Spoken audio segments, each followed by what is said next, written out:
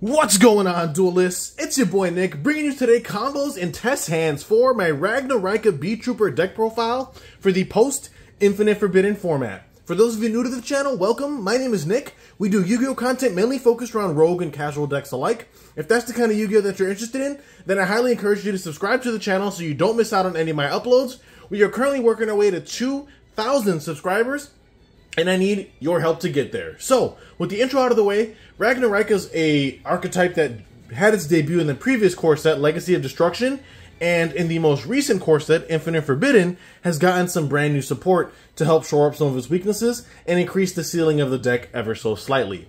However, I feel like as its own pure archetype, there just aren't enough cards to facilitate that, so RAGNARAIKA has to be played as more of like an engine in other tri-type decks, in this case being Insect, Plant, and Reptiles. Now, among those three types, my personal favorite happens to be Insects, and within the Insect typing specifically, my favorite archetype happens to be Beetrooper, of which I feel has a lot of really cool and unique synergies with RAGNARAIKA specifically compared to any other Insect archetype outside of maybe like Battle Wasp, for example, which has also been confirmed to get new support in the next core set, which is Rage of the Abyss, if I'm not mistaken, and that should have a TCG release sometime in November, if I'm not mistaken. But pushing that aside for now, we're here to focus on RAGNARAIKA Beetrooper specifically, and as you see here before you, I have a suite of some of the main deck cards that we are running, one of which is Dragon Bite, RAGNARAIKA the Evil Seed, RAGNARAIKA Wicked Butterfly, which is brand new out of Infinite Forbidden,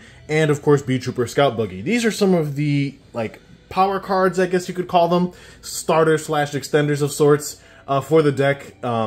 Wicked Butterfly, not so much. She's simply just sitting here because she's the newest card to the theme. But for sure, Dragon Bite, Evil Seed, and Scout Buggy are all insane starters slash extenders, depending on how you want to look at them.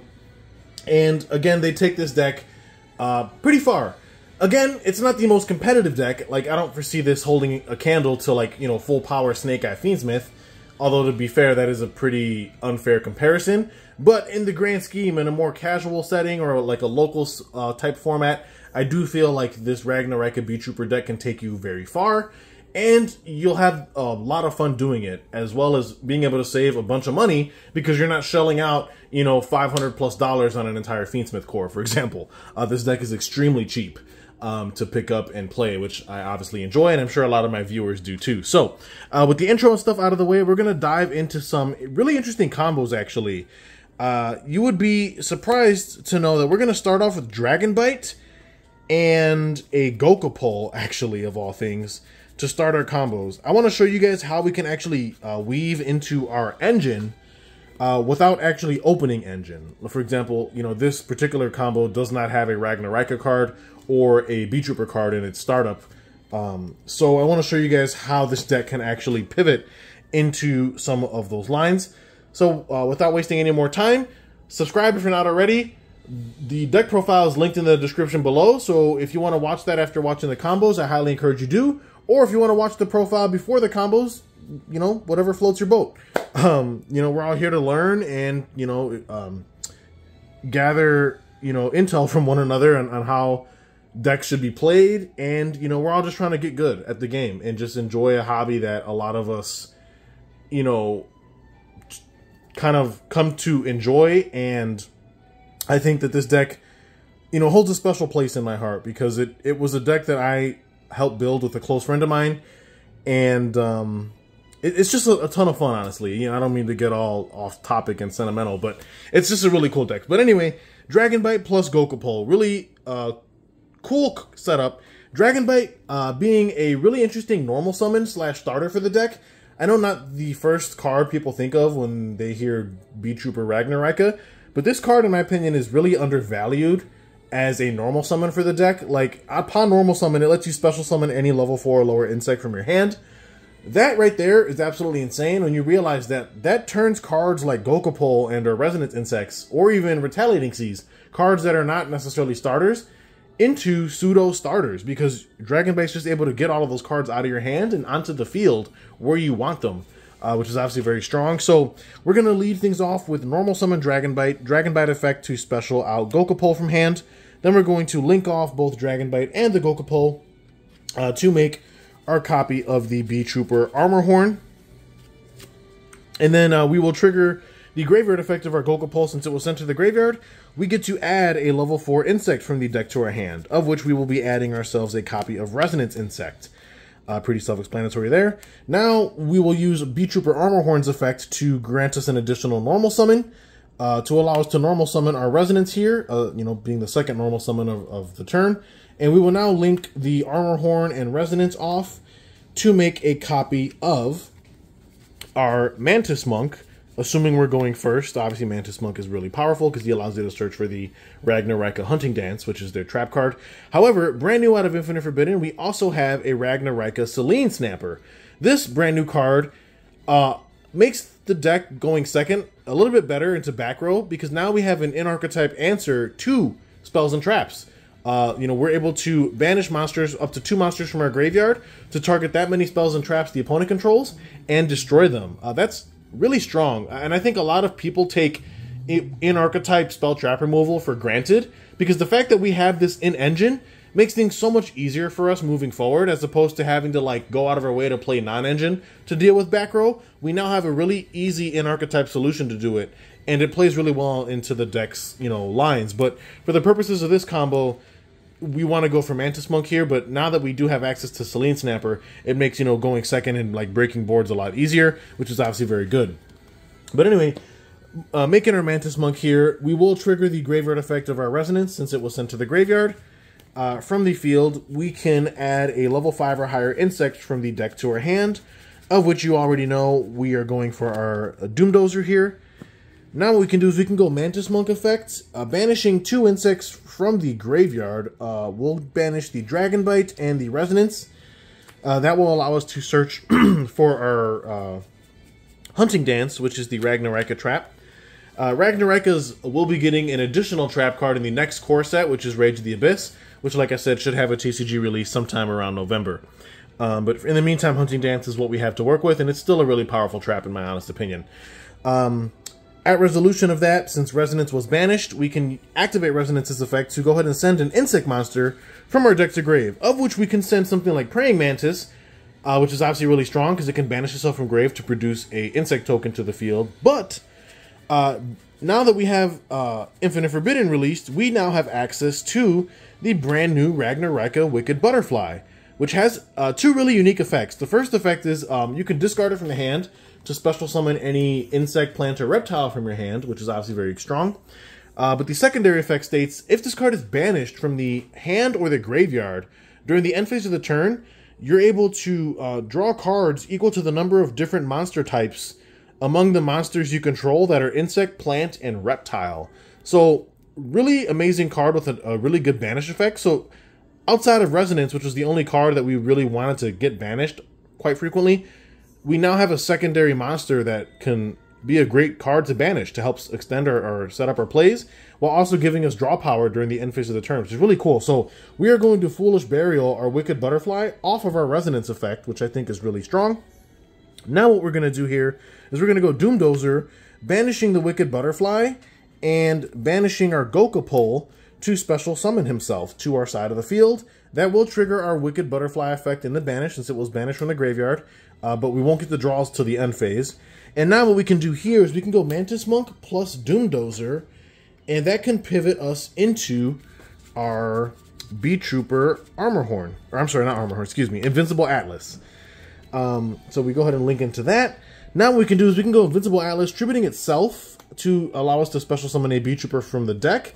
And this is where the line can actually change quite a bit. We could go into something like Sting Lancer. Sting Lancer can grab us either a Beetrooper Formation, which is the field spell, or it can grab us Flying Sting, or it can also grab us something like Beetrooper Descent, which is another Beetrooper spell that we're currently main decking. However, if we don't want to go down that route, we could just go for our copy of Scout Buggy, and then obviously Scout Buggy would float into another copy of itself, and then with double Scout Buggies, we can overlay into our number 3 Cicada King if we wanted to do that. That would give us Cicada King Disruption plus Hunting Dance Disruption and a free draw during the end phase. So it's really up to you how you want to go, how you want to pivot the line.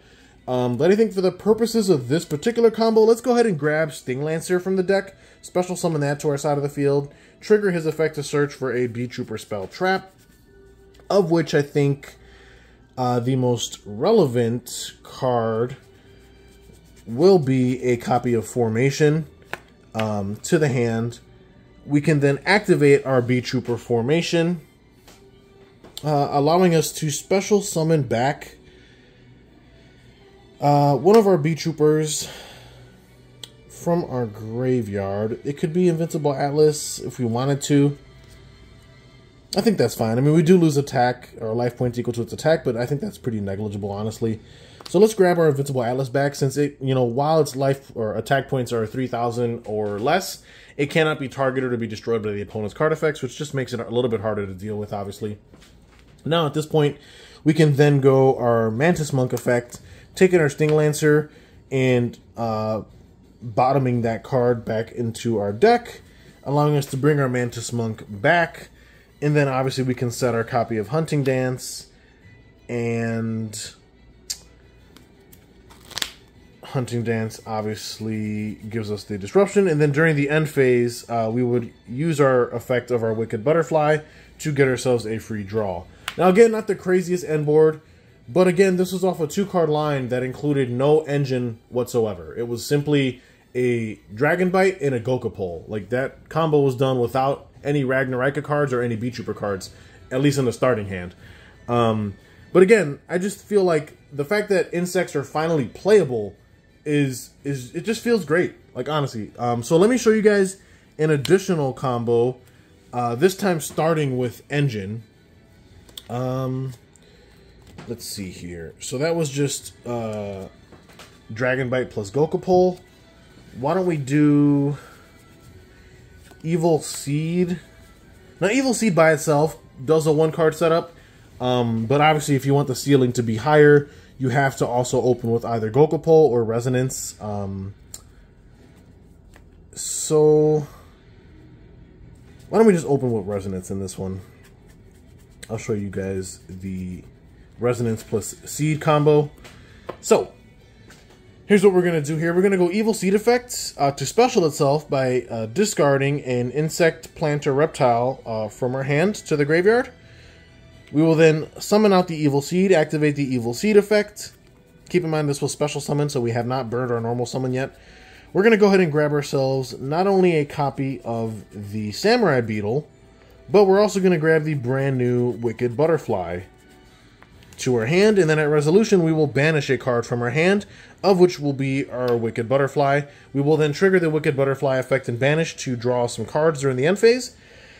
Now what we can do here is we can go Samurai Beetle effect, take in our Wicked Butterfly. Just don't forget to draw during the end phase, because now we're bottoming it back in the deck. We're going to put that back in the deck to allow us to special summon our Samurai Beetle from the hand. And now we're going to link summon using the Samurai Beetle and the Wicked Butterfly. I'm sorry, Samurai Beetle and Evil Seed for our Link 2 of choice, which will be our copy of the Skeletal Soldier.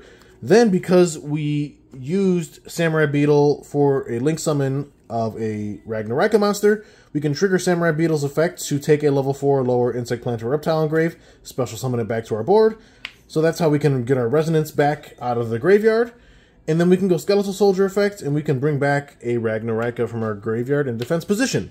Now, what we can do here is go Skeletal Soldier and Resonance into, again, if we're going second, we can make Selene Snapper to pop back row if necessary, which is really strong. But for this combo, we're just going to go for our Mantis Monk, obviously. And then that will trigger the graveyard effect of our Resonance. Since it was sent from field to grave, we can grab ourselves a insect that is level 5 or higher from the deck to our hand, of which, you know, we usually just grab ourselves our Doomdozer. Now, the cool thing is, if we already have Doomdozer in our hand, we could obviously grab the Hercules, or is that, no, not Hercules. Why am I drawing a blank on their names? I'm sorry, guys. It's been a long day today. Work's been killing me. I've been trying to, like, bring you guys, like, consistent content updates for stuff, but trying to juggle, like, this plus work and just having time for other things has been extremely exhausting. So, my apologies if I'm forgetful with the names, but Mighty Neptune. We can search for Mighty Neptune if we already had Doomdozer in the hand, obviously. So now we can add that to our hand.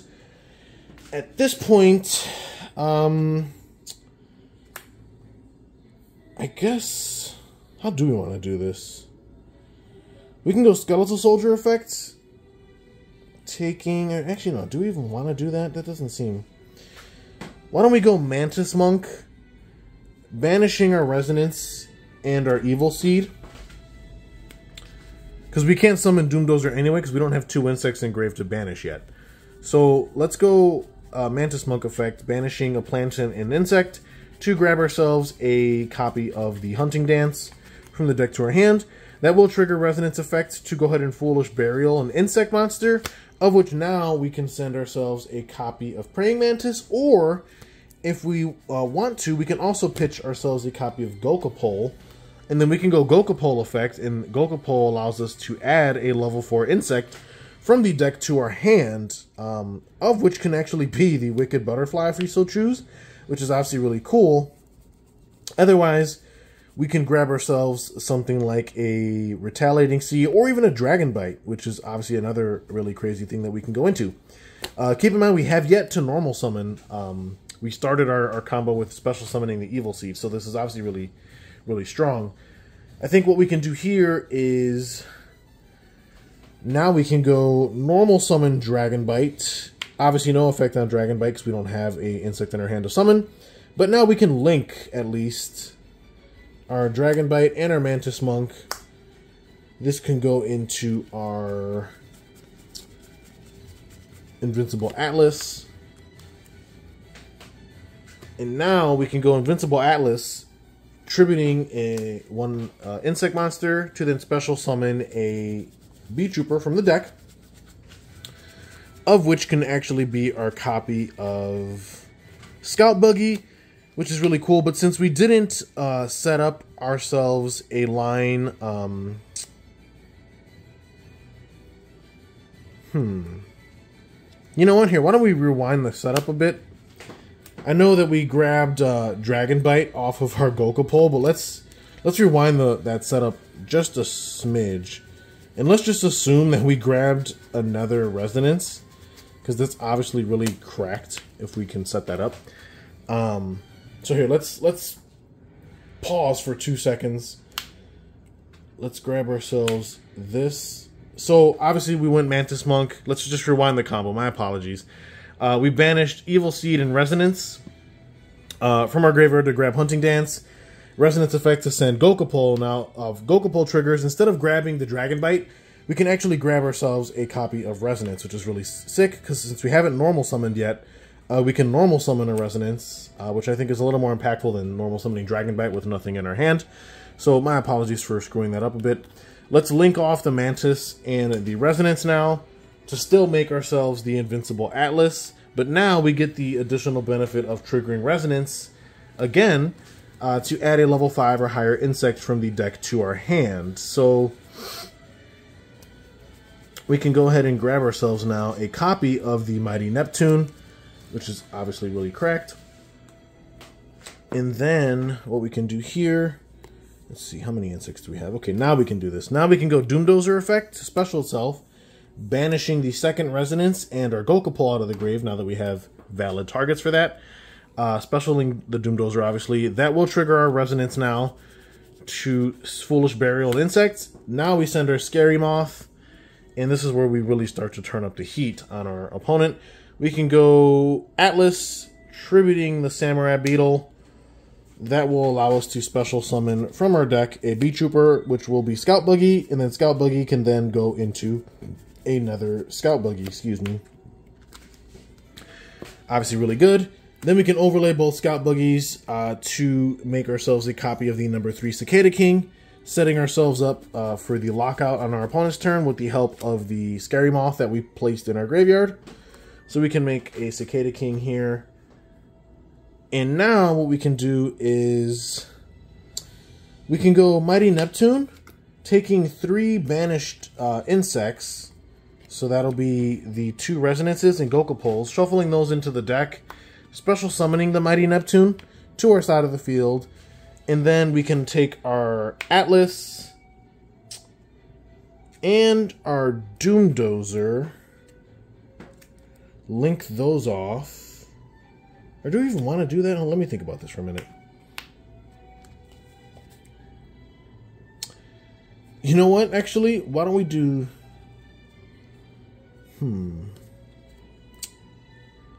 I guess, no, that's fine. Yeah, we'll take Atlas and Doomdozer. We'll link those off. And now we can actually make ourselves a copy of the Stag Sovereign.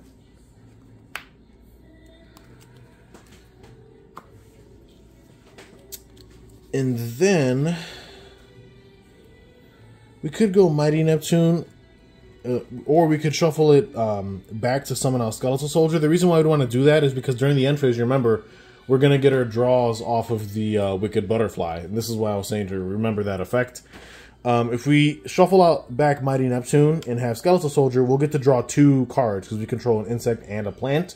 Because right now our end board consists of nothing but insects. But that's just being a little bit greedy. I think Mighty Neptune's a better card to end on than hoping we draw into 2 cards rather than 1. We're still going to get 1 draw anyway.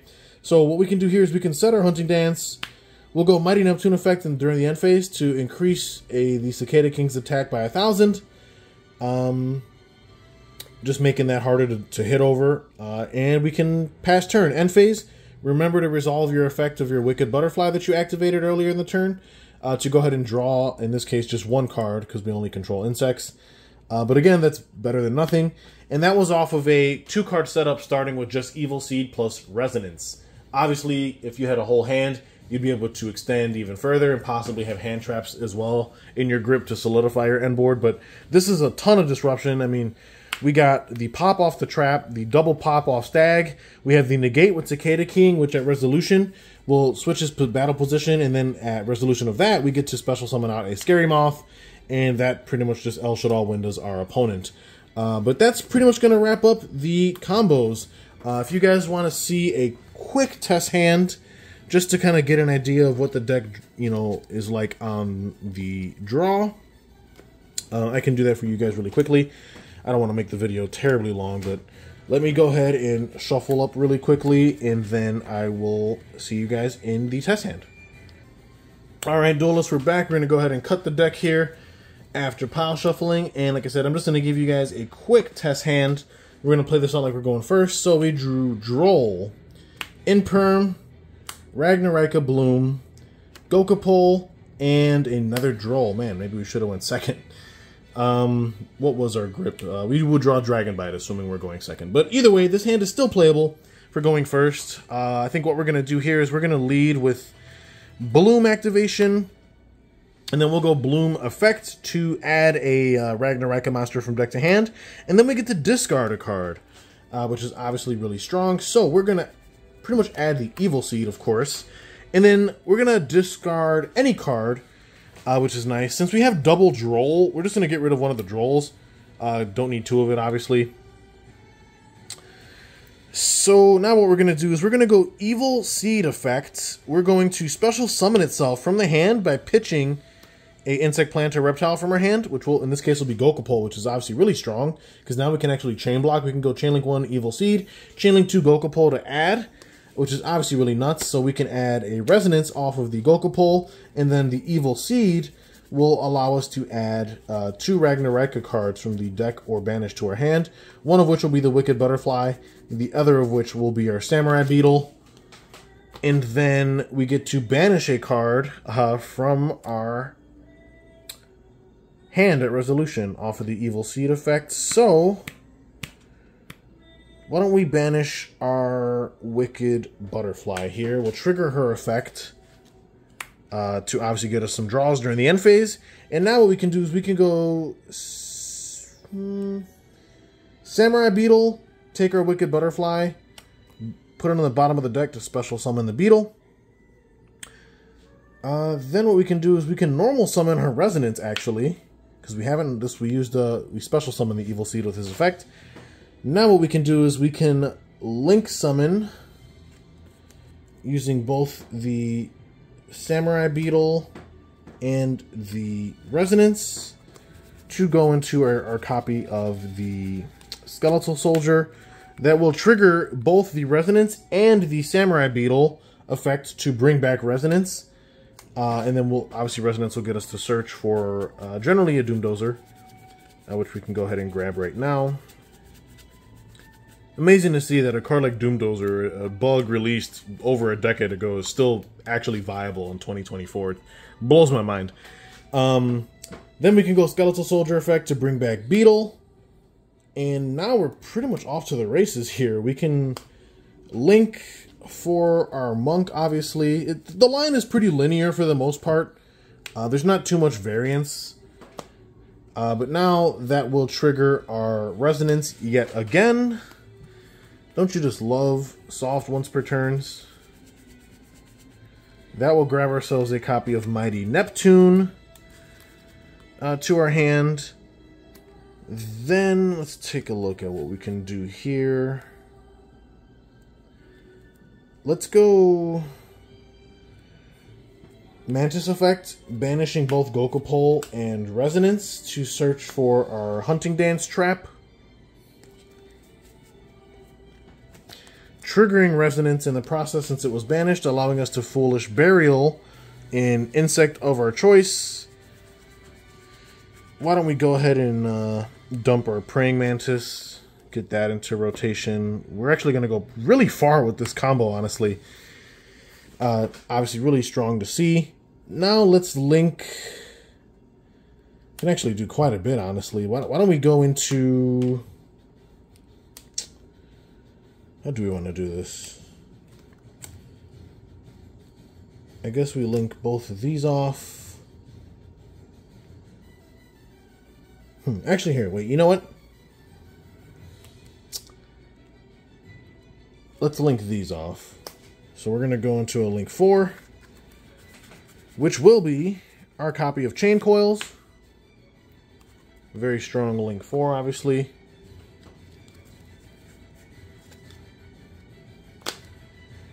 And then we did that so we can link off the Chain Coils and the Beetle for our link 5, which will be our Stag Sovereign. Now that we have enough insects in the graveyard, let's go ahead and use Doomdozer's effect to special himself, banishing both the Beetle and... I guess we can get rid of our Mantis Monk. There's not too much of a reason to keep that engraved. We're only play the one trap in the main. So we can special that. Because we have 3 banished insects, we can shuffle those back into the main deck specifically. That will allow us to special summon our Mighty Neptune as well. Really cool that we're able to get this far. And then what we can do is we can go Chain Coils effect, taking our Doomdozer, putting that back in the bottom of our deck to allow us to summon out our Chain Coils. And I think that's going to wrap up. I guess we could take it a little bit further, but there's almost no need to. We have Praying Mantis to extend even further, but no need to get greedy. Let's set our Hunting Dance. Let's set our Infinite Impermanence. And we'll go end phase. Mighty Neptune effect will increase the attack of Stag Sovereign by 1,000, making it 4,300. We have Droll in our hand, and then during the end phase, we will resolve our Wicked Butterfly effect. Again, remember to not forget that. Because we control a reptile and an insect monsters, we get to draw 2 cards during the end phase, of which those cards will be a Scout Buggy and a Resonance. So usually you hope to draw some hand traps, but at least we have really insane follow-up for next turn, plus a really strong hand trap in the form of Droll, plus Impermanence, plus Hunting Dance, plus the double pop off Stag, and the Floodgate-like effect off Chain Coils. So that's going to wrap up the test hand. Hopefully you duelists enjoyed that combo and test hand video. Like I said, subscribe to the channel if you're not already subscribed. We're working our way to 2,000 subscribers. You don't want to miss out on any more of my uploads. I have tons of really cool content planned for the channel. Like I said, I know some of my uploads have been a little bit sporadic in terms of time frame. Just bear with me. I'm trying to juggle a lot right now, but I'm doing the best that I can in terms of trying to bring you guys really cool and unique Yu-Gi-Oh content that a lot of other Yu-Gi tubers don't usually focus on. So, with all that said, guys, thank you all so much for your continued support. I appreciate it always. And with that being said, this is Nick, hitting that end phase. Peace.